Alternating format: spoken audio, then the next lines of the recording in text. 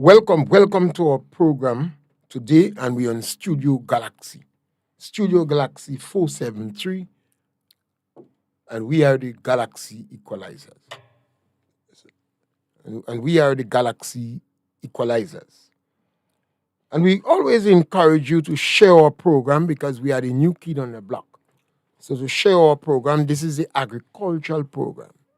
The number to call is 410-3030, and you are welcome to participate. You can always participate through the WhatsApp, through Medium, but like and share our program.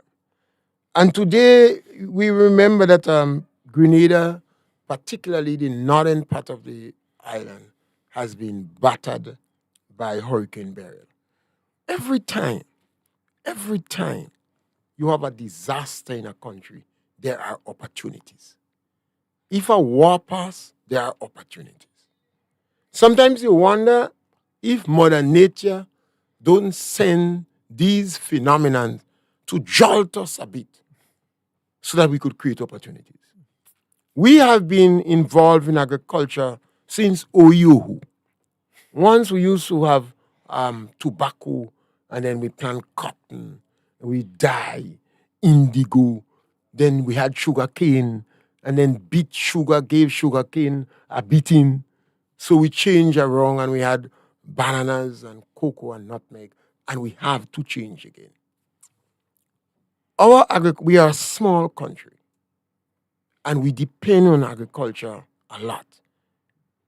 The percentage contribution to the GDP might be small, but that is how the statistician do the calculation. I never like them anyway. Just calculate wrong. But the reality is we have to do agriculture better. We are having a challenge for labor. We don't have this big, strong men again for unskilled labor to take out the shot and fuck in the hot sun, and then they die early. Because every time the men have to fuck, they singing. They look very romantic, They singing and they fucking on the ground. Oh, let we fuck. Let we fuck. Let we fuck for Miss Louisa. All kind of impromptu, spontaneous song to help them. But now we seriously have to look at technology in agriculture. Joshua with us today, as usual, on the program. And Joshua, we have to have that discussion that what are the ways we could involve more technology in agriculture? Yeah, absolutely. Good morning to everybody, at home and around the world. I think the subject that you raise is a critical subject. Last week we talked about the way forward for agriculture. We look at the South Up as a way forward. We had a guest who spoke about the international market and the potential to earn foreign reserve, and it was informative and very good. Now we are talking from a background where the last set of figures that came out for agriculture showed that agriculture had declined by the 6 or 7%. So in many ways, agriculture has been on the decline despite the importance of agriculture. Unfortunately, we have practiced bad policy over the years, and sometimes no policy. One of the very poor policy that we're still mistakenly doing, is a policy that was set up in the 50s, called the Brock, I believe, was Senator Brock at the time, a U.S. senator, who believed that the world should really leave food production to America, because America could produce food so much cheaper than everywhere else, because What they had was the fertile ground, flat lands, and they had mechanization in order to really minimize the cost of production. One of the countries who followed, that philosophy or doctrine was Haiti.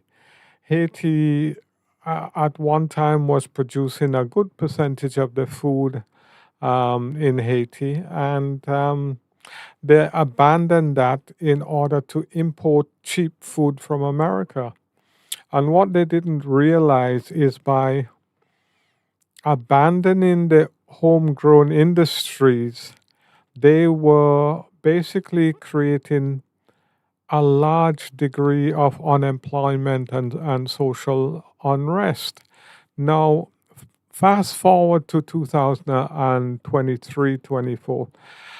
America, who was propagating this trade relationship, when China came on the scene and the Far East developed, China became the country and the Far East who could give you lower cost of production, who could give you cheaper goods, cheaper food, etc. And what you see happening in America now, and it's a big political football, is that America realized that farming out, manufacturing jobs, etc., although in economics and in theory it sounds good and it makes sense, but what they forgot was the social aspect of doing that. So by farming out the manufacturing jobs and making more profit in terms of the Far East producing and China, yes, corporation was making bigger money, but there was a price to be paid in America, and that created a lot of difficulty in manufacturing because America moved from one of the premier manufacturer of goods to, a sagging country when it comes to manufacturing. Now, the policy in America has turned around 360. You hear all the political parties in America saying, we have to get manufacturing jobs back into America. We have to get good paying jobs for the unskilled workers in America. And incentives have gone out in America to bring back all the manufacturing jobs. Now, America enjoyed the benefit, of sending food all over the world, encouraging small developing states and other African countries to buy their food from America because of the cost of production. But what our politicians haven't realized is that when goods come into Grenada, often, goods come in that are not the best quality goods. A lot of the goods are inferior. So I know a little bit about the poultry industry or the meat industry. And what I know is that we get the back and neck, the leg quarters into Grenada, the cheap brown meats. And they often come in below the cost of production because the farmers in America make their profit from the breast and the wings. Once they sell those two parts, the rest of the birds can be given away. So those parts are then exported to the Far East and the Caribbean and Africa. And what it does, it decimates your local market. So the employment you would be getting from poultry farmers, you no longer get it because poultry becomes so much cheaper to be imported because it's been sold below the cost of production. Now, our regulation authority, you always hear people talk about, oh, you can't do this, you can't do that, the WTO, the WTO. But the WTO is very clear, dumping is not allowed. So where is our regulation authority stopping the dumping coming into Grenada? Where is the Ministry of Trade? Where is the anti-dumping policy for Grenada? So what happens is that the ordinary man is exposed. The beneficiary tends to be maybe about 11 importers. They make the profit from importation of those meats. And we lose about 3,000 jobs because what this policy of importation below the cost of production does is that it decimates the market, and it gives the impression that the farmers cannot compete, local farmers cannot compete in terms of producing these types of meat. And we then left in a social situation where we have able-bodied men. 6 weeks course or so at TAMCC could make them into poultry farmers, etc., or skilled laborers. But we don't have that opportunity. A lot of the men we have in Grenada and throughout the world, they prefer to work with their hands, skills jobs, semi-skilled job. They prefer those type of work rather than where we've drifted into the service industry and tourism, etc. So a lot of the time we haven't, as a country, protected our people. We've just gone along, with the same thing that we've been doing for the past kind of 50 years. And Mr. Pierre often goes further and talks about, in the ancient times we were better off because we had the bullock, whatever, in agriculture, and we haven't really moved forward. So this morning, I think we should spend the rest of the time talking about what technology can we introduce to agriculture to help the sector.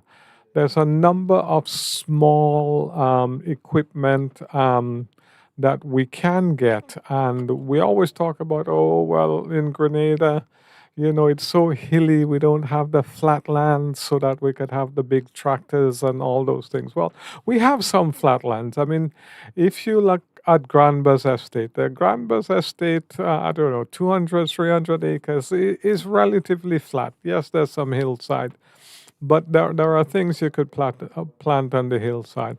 Vietnam is very hilly, and they've adapted a lot of equipment that can be beneficial on the hill. But I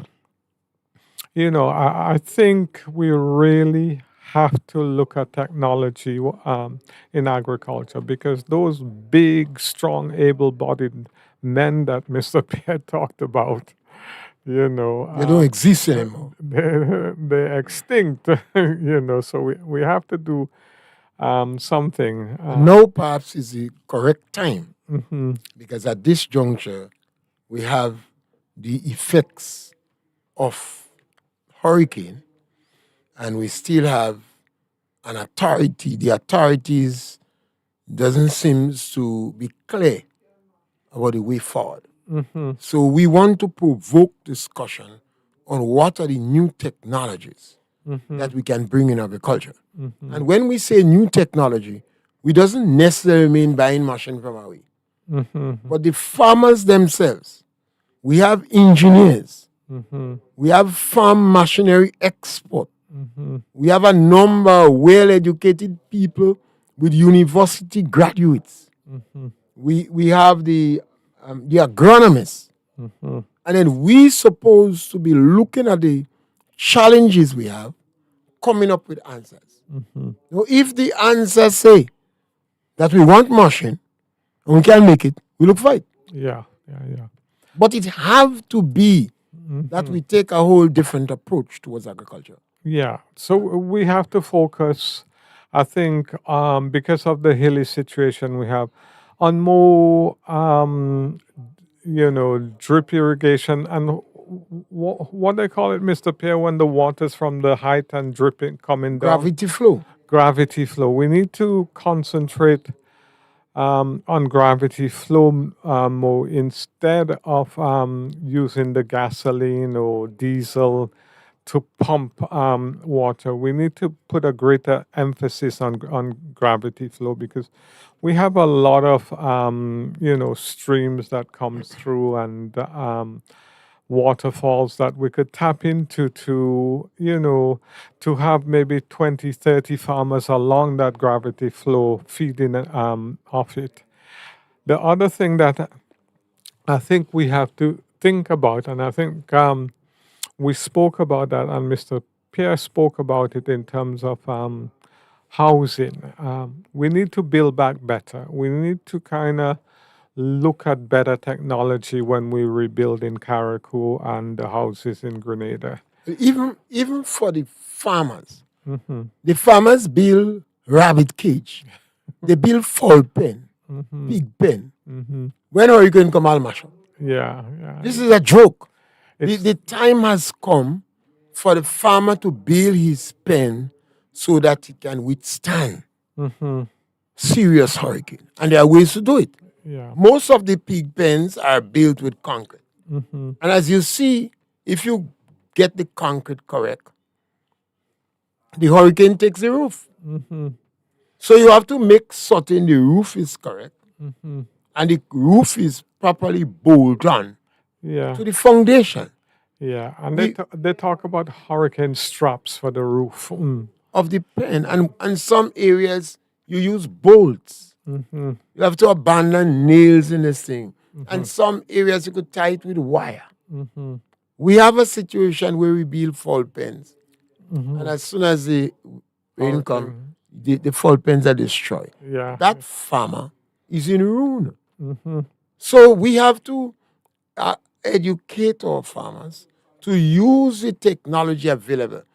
Every farmer before had a hammer, a saw, a spade, a fork. Maybe the farmer must have now a gun for drilling. I don't know what is the name, the drill. So you can, instead of to use screws, because the farmer is not able to use screw.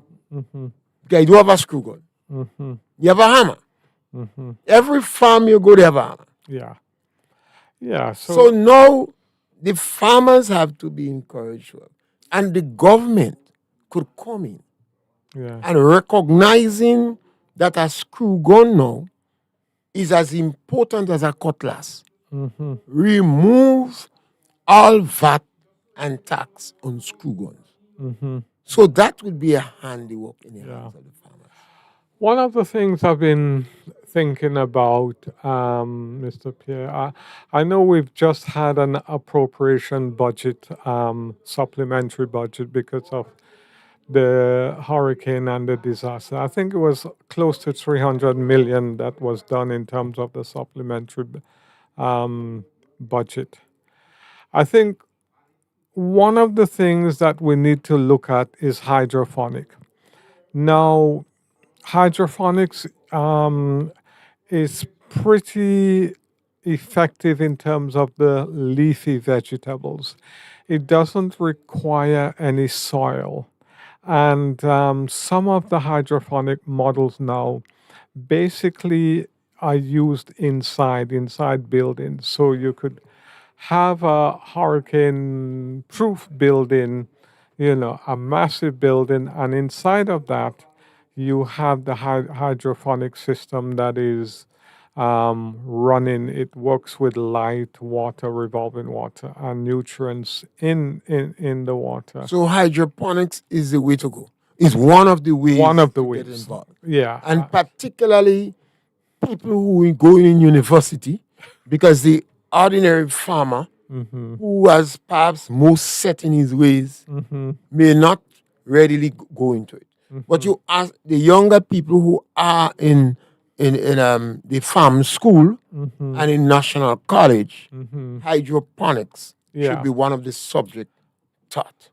Absolutely. And I think one of the things that we should do in terms of integrating the rebuilding of Grenada, I think, the businesses that are profitable in Grenada should contribute to TAMCC in terms of helping them build. Why they should contribute to TAMCC? TAMCC helping businessmen? No, let's be realistic. The product that comes out, the businessman may not see it attractive. Yeah, but Mr. Pierre, you remember maybe a few weeks ago, one of the things I said, as Grenadians, we have to plant trees that we may never sit under.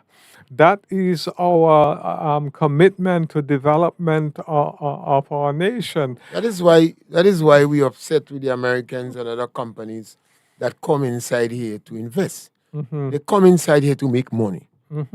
Now we have an education system here that is not friendly to the farmers. It is not friendly to the business sector. The business sector has been crying out year go, year come. Yeah, That the education system we have here is not friendly to them. yeah. And it is not friendly to the farmers. It's not friendly, yes, to the farmers in It's not particular. friendly. I'll tell you why, and this is something that has to be addressed. Now, TAMCC Farm School is subsidized in terms of almost everything. But Labor. it's a school. All Yeah, schools in yeah. Grenada is subsidized. But what they do is they are competing with the farmer by putting their products on the market, often at below the cost of What production. products Tamsis you have? Well, they do some A vegetables. little They, joke. Like joke. they do chickens. Tam They do CC. eggs. And Joke. A little joke. Yeah. The government, we spoke about hydroponics here. And we speak about the reluctance of a traditional farmer to go and get this technology. But the government have learned. So maybe the government should have the biggest hydroponics farm on the land that they can use as an educational and demonstration plot. Absolutely, but that will not happen because even though it happens, it takes so long to mobilize government in terms of. Obviously, it would take long to mobilize government because if we don't have thinkers there, that is why we provoke discussion. Yeah. But if the people, the ordinary farmers, recognize that I'm sorry, I don't have the means or the medium to show them hydroponics farm. Yeah. That's what we need to do Yeah. to arouse, to provoke the interest. Yeah. You show them hydroponics farm. Yeah. But the government should be able to bring farmers who is interested on their land in Granba, in Bellevue, in Monroe, and say, here we growing lettuce. Yeah. And we go doing it in a hydroponic way. Yeah. The government's supposed to be telling farmers. Well, again, sometimes you don't want to get tired with the government because then you realize you're more talking about a waste of time. Yeah. But in provoking the discussion about new technology, the question is, what are the new technology the farmer could use Yeah. in the land? And there are. So we have to go there. Yes, the farmer could get tractor. And there are some lands we could use tractor. Yeah. Rotovators. Yes. They have this small, I don't know what is the name of it, but you could hold it and push it and it could plow the land. Yeah, I've seen them. Yeah. Yes. In addition to that, the research have to be done because the farmers themselves can create machine. They can create things to help them to think in the land. Yeah. If the farmers have bees, the farmers who are doing bees, you don't have to lose beehives as a result of hurricane because there are methods to bolt your beehives on the ground. Right.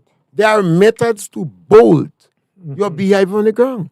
Yeah. A bee farmer ought to know that you shouldn't keep your bees close to the riverbank because the bees could fly half a mile as the crow fly and get food.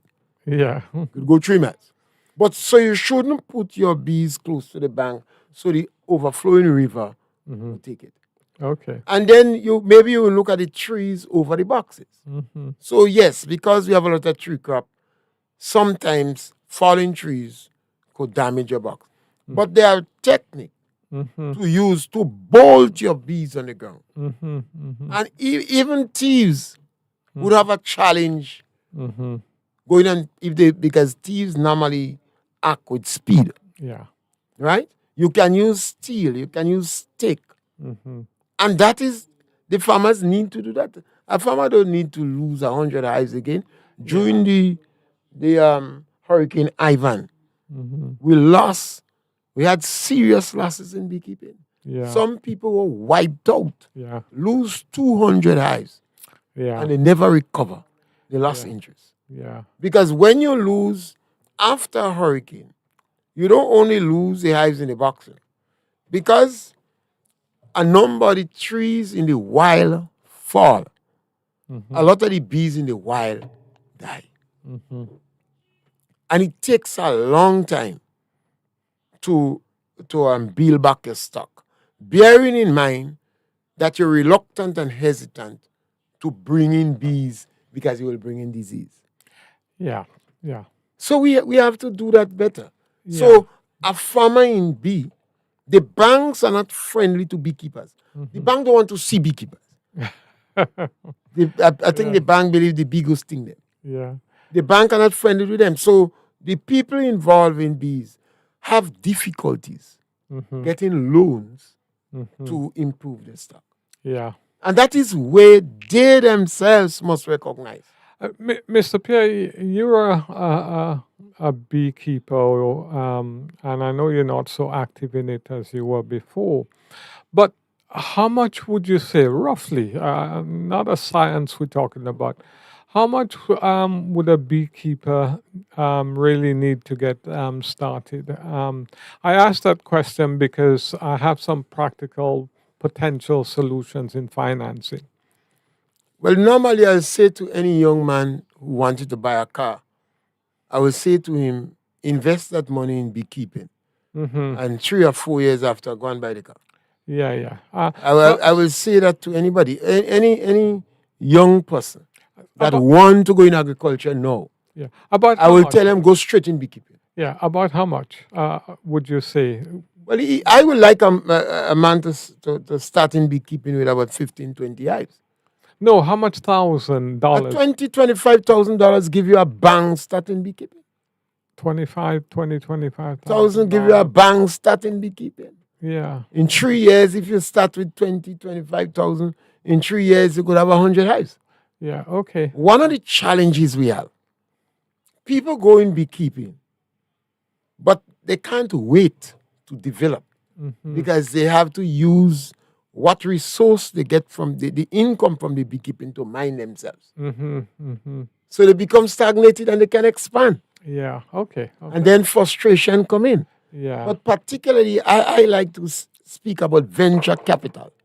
I believe that a lot.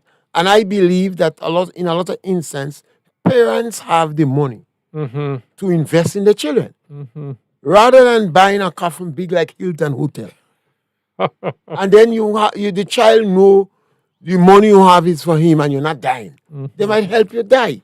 Yeah. So I always advocate that you have young children coming from school, 15, 16 years.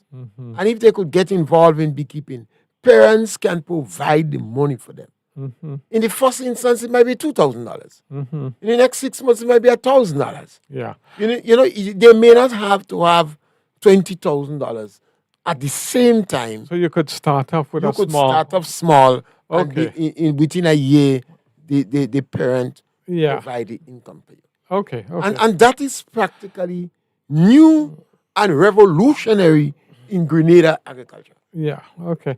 And also, the GDB Bank has. Oh my God. You always say that when we mention. Listen, hear me out before you shoot me. The GDB Bank has a facility, unsecured loan of up to $10,000 that is available to farmers. I have accessed it already for a few farmers, and it works pretty well. The requirement is not prohibitive. Basically, you need 2 references. You need either a water bill or electricity bill and a bank statement. Now, where 18-year-old going to get an electricity bill on their name? Yeah, well... Where that? No, that is trickery. Yeah. You're asking an 18-year-old child who leaves school, who don't have a house, who not paying any bill, to get an electricity bill on their name. Yeah, so let me answer the question as you pose it so passionately. all that happens is, you get the bill with your parents' name, father, mother, and that's where you live in, and the bank will accept it. I So it's not a prohibitive, and it's not an approach that is not flexible and has common sense to it. An 18-year-old living with his mother or father will provide the mother or father bill, whoever I name is on I it. I honestly believe that at this stage, farmers have to take the bull by the hand. If you hand in the land mouth to them, you have to joke out the land tongue. Hmm. And we have to find ways to circumvent these policies and this financial institution whose Hmm. intention is for you not to succeed, for you to fail. Mm, I've been around them. Their intention is for you not to succeed. mm, They set you up. And um, I believe there are a number of families in this country that should start to work together and prepare to identify children who are interested and mhm. provide venture capital for them. They Yeah. can even make an agreement with them. Yes, they may not be able to make a legal agreement if they're under 18, but make an agreement with them and monitor them over a period of time. Hmm. Because the child know, no matter what mommy doing, mommy have money as me alone, mommy have a three of us. Hmm. So when mommy dead, I'll get the money. Yeah. But if at a very early age you encourage that child to invest in agriculture, and I Hmm. say to people, agriculture is perhaps one of the best things to invest in. Yeah. I have to disagree with you about the bank intention is to fail, because if you fail, the bank don't make any money. So, I know we've had frustration with the GDP bank over the years. It was supposed to be the agricultural bank, then it became the bank to lend for the bus and for the car, Then, then, and the house. then, then I But ask this question. If the banks are now putting the credit unions in it mhm, and GDP bank, mhm, if the intention is not to fail you, then tell us why. mhm. 60% of the people, first time people who invest in new business, fail within 5 years. Yeah, 60%. yeah, that's all over the world. That's not just Ah, in ah. Grenada. Then, I think the argument that I've heard them use, and I want to get back to hydroponic. The argument that I've heard used for that over the years in terms of startup, you just have to have one company as the company that is the major retailer now. What they call them again? Oh gosh, the one that everybody buy online from Amazon. Yeah, you just have to have one Amazon, and it will compensate for a million losses in terms of startup. And unless you're in the game, you'll never find that one Amazon. So in the kind of capitalism game that we have, not game, sorry, wrong word, system that we have, in order to maintain prices and maintain labor, you have to have a number of businesses and people who fail or who are unemployed to stabilize prices and to stabilize wages. That is the nature of the system, and why a lot of countries, European countries, have a safety net is because they realize that the system that we operate under is not perfect, but they say, and I'm not sure, it's the best system that we have. So if I can go back to hydroponic, make your point, Mr. Pierre, and then I'll go back to hydroponic. let's go back to hydro. Yeah, so hydroponic, let me share something with you. I had a very nice experience yesterday. I met with a representative from one of the US development agency with one of our very successful business in Grenada. And on the table for discussion, and it was a small discussion, three people doing the discussion, and I'll tell you what came out of it and the agreement that came out. The agreement was that there will be private investment in hydroponics in Grenada. There will be investment in training of people to work in hydroponics. And the third thing is that they wanted the first set of produce to be ready. I believe it was by the end of October, November. So the plan was that the system is being designed at the moment. They want to have the first set of crops in the system in October. It takes about a month. And it's leafy vegetables that they're going to have. And they want it available to the business by November. And that business is partnering with the developers in order to do the pilot model here. And once it's successful, I think there's going to be three businesses who supporting the development. No, two major businesses. I'm not going to share their names. The system is a modular system, and you just add to it. You can have it inside in terms of hurricane proof, or you could have a slightly different design outside. And it's not new technology, but it's new to Grenada. I know we've had some people with hydroponic system in Grenada, and we've had that for a number of years. But this model, I was very, very encouraged by it, because basically what they had together is the investors, developers, and they had on the table the people who are going to receive the goods from it. And the development agency basically saying, if it works very well, because it's a modular system, we'll just kind of keep expanding it, encourage some more farmers around the island to use that as a method.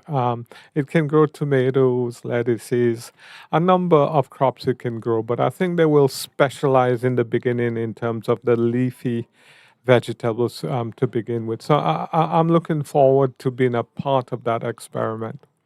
We have just had a hurricane that seriously affected the northern part of the country. I have just heard a good partner, friend, who died. He had a stroke and he died. You said some will pass. Yeah, and I said some will pass. Mm-hmm. It's about the third one, because it's difficult for them to deal with. I spoke to one this morning, and he was waiting for. He said nobody ain't come by land. I tell him, well, don't wait again, because the best thing to do is to go in agriculture based upon what I hear. I have not been there yet, but provide the information, but they're not coming. Because he said his nutmeg, his cocoa, his coconut, and his sauce-up is on the ground. Mm-hmm. He's waiting. I said, do wait. And based upon what I hear, if you have under 5 acres of land, you get $5,000. If you have over 500, 4,500. Right. And if you have over $5,000, you get $9,000. If you have over 5 acres, yeah. Right. So you would be qualified over 5. I say try and go and get that. And don't bother. I and him had some lengthier discussion. Now, we have to understand, when these inclusive companies come here, they don't come to help our farmers. Mm-hmm. The financial institution, they don't come to help with farmers. Mm-hmm. Even the credit union start to chaff with farmers. Mm-hmm. Both Ariza, the credit unions now, they're chaffing our people. Mm-hmm. And the time has come for people to come to the realization that the credit unions and the banks, they are extremely liquid. That means they have real money. They don't even interested in your savings. Why I say they're not interested? They don't even want to give no interest.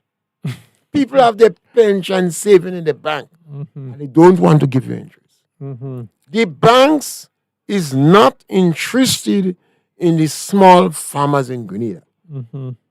The development bank is the same damn thing. The farmers have to come to the reality that they have to make some changes.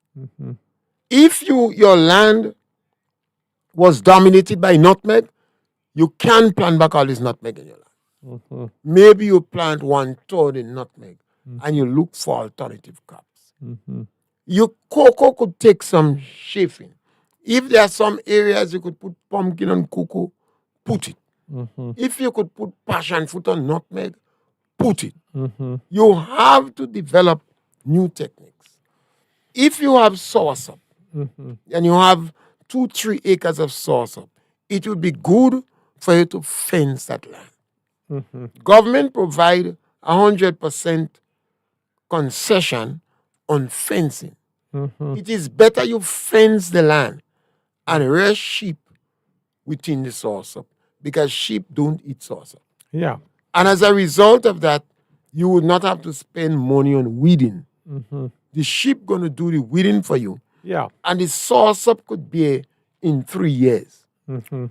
Our farmers have to change. You have to sit down and tell your children that soil is not dirty. Mm-hmm. I've heard even ministers talking about they don't want to do dirty work. Mm-hmm. Soil is not dirty. Mm-hmm. Soil is soil.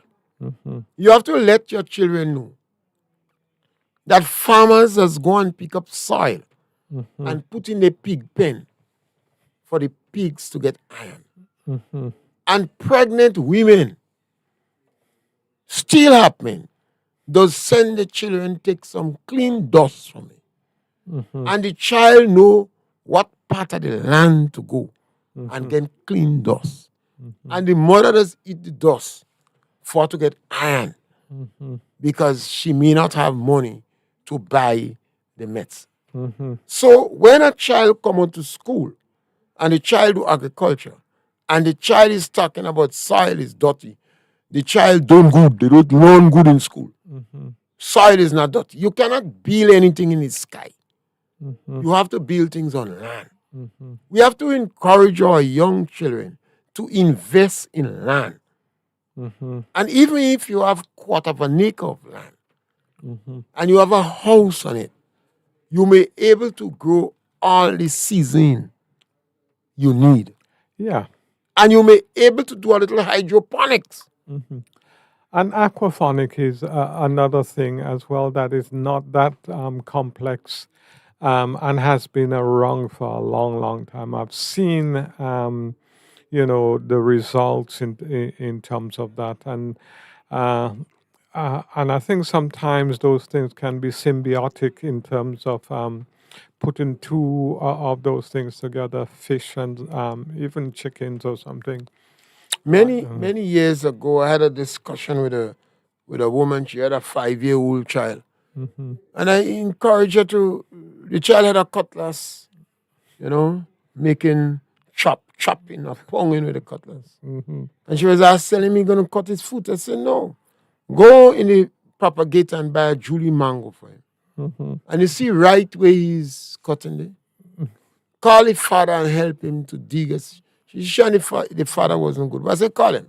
Mm-hmm. Let him help him to dig a hole and plant the mango tree. Mm-hmm. I say by the time he is leaving primary school, the mango might start to bear. Mm-hmm. And then he could sell the mango. Mm-hmm. And she met me a couple of years after and she was talking about the success story that with our child. Okay. Rabbit Mm-hmm. is a very good source of protein. Mm-hmm. And we always speak about that because we speak about chicken. Yeah. And the government, the government have to keep the price of back and neck and some of the substandard meat that we're getting from away Mm-hmm. cheap Mm-hmm. so that people could get the desired protein Mm-hmm. because they can't buy leg. Mm-hmm. Only Christmas they could buy a whole fall. Mm-hmm. So they have to get back and neck. Long ago, they used to be back and neck. Well, I think he have back, neck, and bam bam now. I don't know. It's not bam bam they call it, but he have portion. Because protein is important. Yeah. But we have to let our people know that. And this is why I'm so disappointed in the agricultural programs. I don't know what they teach in school. But I look at the children who come from school. Yeah.